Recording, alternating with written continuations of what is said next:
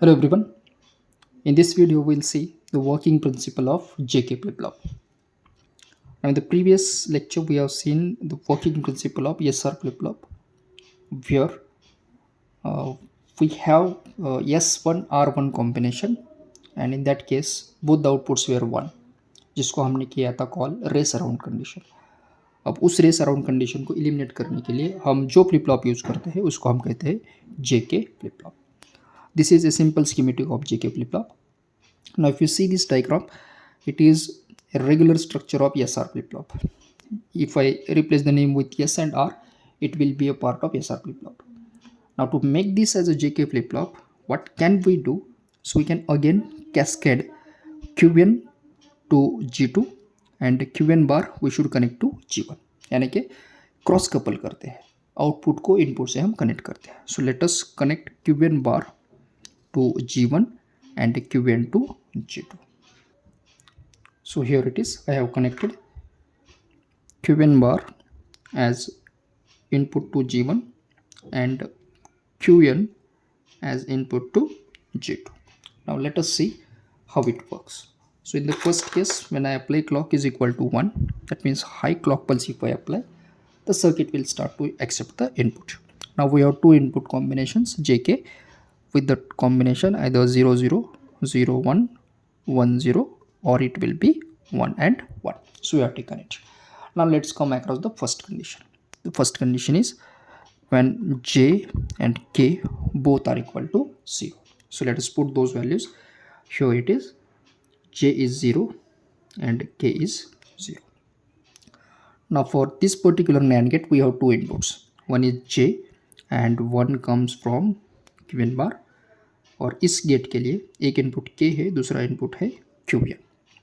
Fine. अब हम NAND gate का प्रॉपर्टी हमने देखा था. यहाँ पर मैं लिखता हूँ when both the inputs are 0 0 1 1 0. In these three cases the output is 1 and if both the inputs are 1 1 the output will be 0. अब इसका प्रॉपर्टी क्या है देखिए. If any of the input is 0 तो हमें सेकंड इनपुट देखने की ज़रूरत नहीं है, आउटपुट 1 हो जाएगा. Let's start with G1. G1 का एक इनपुट 0 है तो ये आउटपुट आ जाएगा 1. दैट मीन्स G3 का एक इनपुट हो गया 1. G2, इफ G2 देखिए एक इनपुट 0 है तो इसका आउटपुट 1 यानी G4 का इनपुट आ गया 1. Now when I come across G3, G3 is one of the input is 1.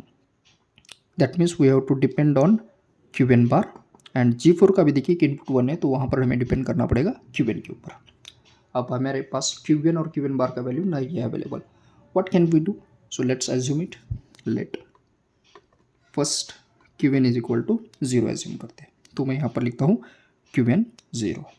अब अगर Qn 0 है तो यहाँ पर देखिए ये आ जाएगा 0. 0 इंटू 1 NAND गेट का आउटपुट होता है 1. तो हमें Qn बार मिल गया 1. अब अगर मैं ये 1 यहाँ पर कनेक्ट करता हूँ तो 1 इंटू 1 क्या हो जाएगा 0. यानी नेक्स्ट स्टेट का आउटपुट क्या आ जाएगा 0. अब देखिए हमने एज्यूम किया था 0, इसीलिए हमें क्या मिल रहा है 0. Similarly counterpart, let's this is to be 1. That means we will assume Qn 1 है. तो Qn अगर 1 है तो यहाँ पर ये इनपुट आ जाएगा 1. 1 इंटू 1 NAND गेट का आउटपुट आ जाएगा 0. That means Qn bar 0. Now if I connect this 0 here, we have 1 into 1, दूसरा इनपुट तो 0 है तो 1 इंटू 0 हो जाएगा 1. अब देखिए हमने एज्यूम 1 किया था तो हमें क्या मिल रहा है 1. हमने एज्यूम 0 किया तो हमें क्या मिल रहा है 0. That means in case of J0 K0 next state will be equal to Qn. तो अगर 0 है तो 0 कॉपी करेगा, 1 है तो 1 कॉपी करेगा. ये हो गया फर्स्ट केस. सेकंड के लिए चलते हैं 0 1 के कॉम्बिनेशन. सो J0 है और K इज इक्वल टू है 1. सो let's write them. So I will be writing J0 है और यहाँ पर देखिए मैं लिखता हूँ K is equal to 1. Okay. अब will start with the first gate. G1 के लिए एक इनपुट 0 है तो इसका आउटपुट आ जाएगा 1. तो G3 का एक आउटपुट इनपुट आ गया 1. G2 का देखिए वन ऑफ द इनपुट क्या है इसका 1 है, यानी हमें डिपेंड होना पड़ेगा second input. We don't know Qn क्या हो सकता है. तो इसके लिए और एक बार हम एज्यूम करते हैं. देखिए ये फर्स्ट कंडीशन के लिए एज्यूम किया था.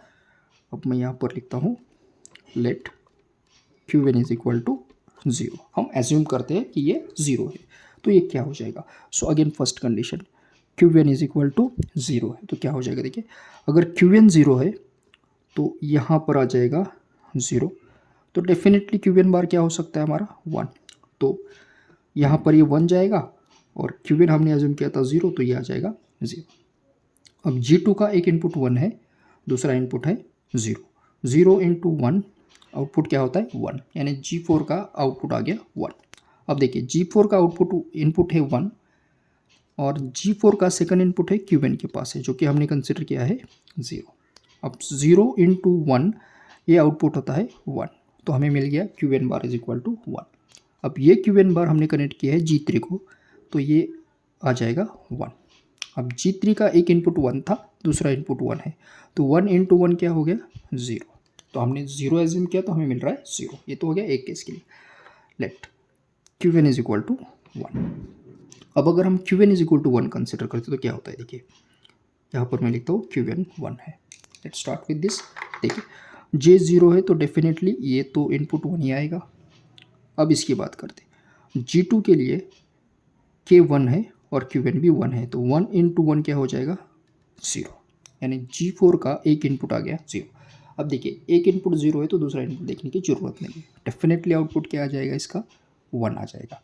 अब ये अगर 1 है तो यहाँ पर भी एक इनपुट क्या आ जाएगा 1 आ जाएगा, तो 1 इंटू 1 क्या हो जाएगा 0।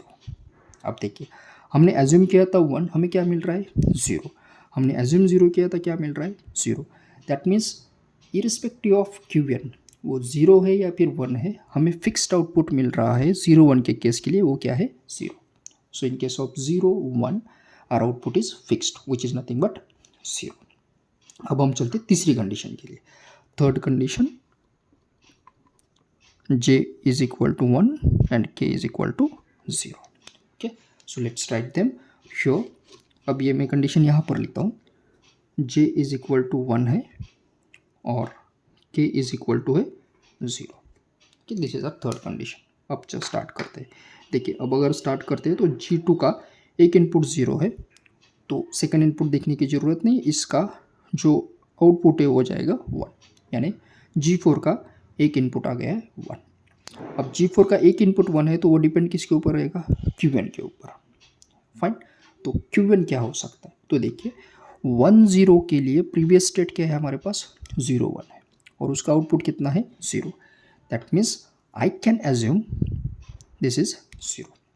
अब ये अगर 0 है तो देखिए 0 यहाँ पर आ जाएगा, 0 इंटू 1 नैंड गेट का आउटपुट 1 होता है, तो हमें क्या मिल सकता है, हमें मिलेगा 1। ओके, देखिए मैंने एज्यूम किया था what we are getting 1। Okay, अब अगर ये 1 Q1 बार हम यहाँ पर देते हैं, दे दिया यहाँ पर G1 के लिए। देखिए G1 का एक इनपुट क्या था 1 था, दूसरा इनपुट है 1, 1 इंटू 1 आउटपुट क्या आ जाएगा 0। अब G3 का एक इनपुट क्या है 0 है, if any of the input is 0 ये आउटपुट क्या आता है 1, आउटपुट क्या आ गया 1 आ गया। दैट मीन्स हमारे पास अब नेक्स्ट स्टेट आउटपुट कितना आ गया 1 आ गया। ओके फाइन, अब नेक्स्ट कंडीशन के लिए चलते हैं। When Q1 is equal to, हमने कंसिडर किया था इनिशियल केस में 0, अब हम कंसिडर करते हैं 1, यानी Q1 बार की केस में। तो अगर मैं इसको 1 भी कंसिडर करता हूँ तो हमें फिक्स्ड आउटपुट क्या मिल सकता है 1। सो इन दिस केस 1 0 के केस में भी आउटपुट आ जाएगा 1।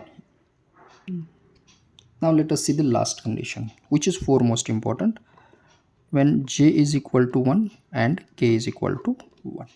ओके, अब यहाँ पर मैं लिखता हूँ, अब ये थोड़ा कॉम्प्लिकेटेड हो रहा है, yes let's we will writing it here. अब देखिए J इज इक्वल टू 1 मैं यहाँ पर लिखता हूँ बोल्ड केस में, और K भी हम कंसिडर करते हैं 1, यानी कि G1 का एक इनपुट अब हमारे पास आ गया 1 और J2 का मैं ये सब इरेज करता हूँ, इनपुट है 1। अब अगर नैंड गेट का एक इनपुट 1 है तो उसकी डिपेंडेंसी सेकंड इनपुट पे होती है। G1 के लिए एक इनपुट क्या है देखिए Q1 बार, और G2 के लिए दूसरा इनपुट है Q1। तो हमें एज्यूम करना पड़ेगा कि प्रीवियस स्टेट में कुछ तो डेटा था, प्रीवियस स्टेट में कुछ तो डेटा था। अगर मैं कंसिडर करते कि 1 1 के लिए प्रीवियस स्टेट क्या होता है 1 0, उसके अक्रॉस डेटा क्या है 1 है। तो मैं अगर यहाँ पर लिखता हूँ, देखिए मैं सब इरेज करता हूँ जो टर्म्स हमें नहीं लगने वाला है, this all datas are being erased. अब हम एज्यूम करते हैं let Q N is equal to 1 है, तो क्यू एन बार क्या आ जाएगा, 0 आ जाएगा। अब ये इनपुट देते देखिए, ये 1 है और क्यू एन बार क्या है, 0 है, ये 1 है और क्यू एन है हमारे पास 1।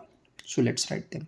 G1 देखिए 0 इंटू 1, इसका आउटपुट होता है 1, यानी ये इनपुट हो गया हमारे पास 1। G2 देखिए दोनों इनपुट 1 है, तो इसका जो आउटपुट है वो आ जाएगा 0, यानी G4 का एक इनपुट आ गया 0। फाइन, अब सेकंड इनपुट की तरफ चलते हैं। मैं इसको इरेज करता हूँ और ये इनपुट हम कंसिडर करते हैं 0। अब सेकंड इनपुट देखिए, G4 का सेकंड इनपुट कहाँ से है, Qn से है, और G3 का है Qn बार। Qn बार हमने 1 कंसिडर किया था और Qn था हमारा, नहीं सॉरी, Qn 1 था, Qn बार 0 था, तो ये आ जाएगा 1 और ये हो गया हमारा 0। अब G3 की तरफ आते 1 इंटू 0, देखिए 1 इंटू 0 यानी आउटपुट क्या होता है 1, आउटपुट आ गया 1। यहाँ पर देखिए दोनों इनपुट क्या है हमारे पास 1 1 है, तो ये आउटपुट आ जाएगा 0। एक हो गया, हमने एज्यूम किया था। सिमिलरली अगर मैं एज्यूम करता हूँ थर्ड कंडीशन के लिए, let Q N is equal to 0, इस स्टेट का बात करते, तो क्या करना पड़ेगा, तो मैं लिखूँगा यहाँ पर इस ब्रैकेट में लिखते हैं हम, क्यू एन हमारे पास है 0, तो क्यू एन बार हो जाएगा 1, ब्रैकेट का term will be the combination. अब J1 और K1 है, Qn बार देखिए क्या हो सकता है 1 है और Qn जो है वो है हमारे पास 0। अब अप्लाई करते हैं G1 का, दोनों इनपुट 1 है, यानी इसका आउटपुट आ गया अब 0, तो ये इनपुट हो गया हमारे पास 0। श्योर, G2 एक इनपुट 1 दूसरा 0 है, 1 इंटू 0 होता है 1, यानी कि G4 का एक इनपुट 1 आ गया। अब G3 की बात करते हैं, देखिए G3 का एक इनपुट क्या है 0, तो डेफिनेटली इसका आउटपुट आ जाएगा 1, इसका आउटपुट क्या आ गया 1 आ गया। देखिए हमने एज्यूम क्या किया था 0, हमें क्या मिल रहा है 1, दैट मीन्स अगर हम Qn कंसिडर करते हैं तो आउटपुट क्या मिल रहा है Qn बार। सिमिलरली अगर मैं इसको 1 कंसिडर करता हूँ तो आउटपुट क्या मिल रहा था 0, that means when both are 1 1, तो यहाँ पर आ जाएगा Qn बार। अब अगर प्रीवियस मेमोरी एलिमेंट 0 है तो यहाँ पर 1 आ जाएगा, और अगर वहाँ पर 1 है तो ये आ जाएगा 0। सो इसके दो केस, इफ़ 1 है तो हमें क्या मिलेगा 0, और प्रीवियस स्टेट में अगर 0 है तो क्या मिल सकता है 1 मिल सकता है। That means the race around condition is eliminated. So this becomes the truth table for our J K flip flop. ये डायग्राम कॉम्प्लिकेटेड हुआ है क्योंकि हमने चारों कॉम्बिनेशन देखे थे starting from 0 up to 1। So you just go through this diagram carefully, mark the points starting from 0 0 to 1 1 in a careful manner। तो हम फाइनली इसी को और एक बार लिखेंगे, ट्रूथ टेबल जे के क्यू एन प्लस 1। देखिए 0 0 के लिए क्यू एन होता है, 0 1 के लिए फिक्स्ड आउटपुट 0 है, 1 0 के लिए फिक्स्ड आउटपुट 1 है, and when 1 1 the next state output will be Q N bar. तो ये हो गया truth table for J K flip flop. And by using this we have eliminated race around condition. Now in most of the university papers they may ask questions like what is race around condition, how race around condition can be eliminated. So in that case you can write for SR flip flop when both the combinations are 1 1, the output becomes 1 1, and which is not allowed. That condition is called as race around condition, and it can be nullified by using JK flip flop। एक तो ये हो गया। Second, हम practical approach भी use कर सकते हैं, उसको हम प्रोपागेशन डिले बोलते हैं। अगर मैं किसी गेट का प्रोपागेशन डिले थोड़ा कम करता हूँ और दूसरे का थोड़ा बढ़ाता हूँ, तो एक आउटपुट 1 आ जाएगा और थोड़ी देर बाद सेकंड का आउटपुट 1 आ जाएगा। तो ये प्रैक्टिकल अप्रोच हो सकता है। This is how we can reduce race around condition. I hope you understood this point. Thank you.